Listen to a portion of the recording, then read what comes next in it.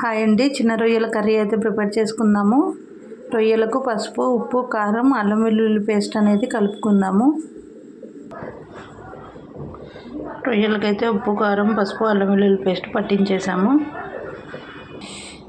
గిన్నె పెట్టుకొని ఆయిల్ వేసుకొని ఆనియన్స్, పచ్చిమిర్చి యాడ్ చేసుకున్నాం. గోల్డ్ కలర్లో ఫ్రై చేసుకోవాలండి. ఆనియన్స్ అయితే ఫ్రై అయ్యాయండి. రొయ్యలు వేసుకుందాము.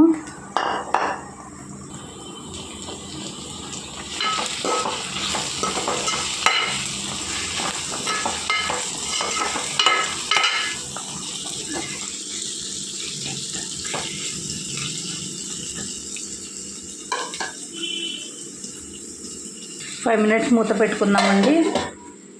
మూత తీసి చూద్దామండి. రొయ్యలు అయితే ఫ్రై అవుతున్నాయండి. కొద్దిగా వాటర్ యాడ్ చేసుకుందామండి. వాటర్ యాడ్ చేసుకుందాము, కొన్ని కలుపుకుందాము.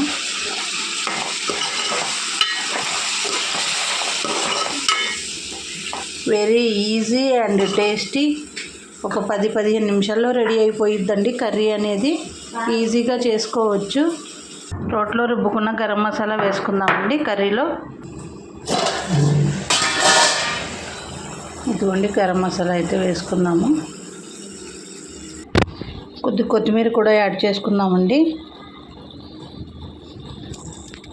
కర్రీని అయితే కలుపుకుందాము. అంతేనండి, ఒక 1 మినిట్లో మన కర్రీ అయితే రొయ్యల కర్రీ రెడీ అయిపోతుంది. ఎంతో టేస్టీగా, సింపుల్గా, ఈజీగా ప్రిపేర్ చేసుకోవచ్చండి రొయ్యల కర్రీ అనేది.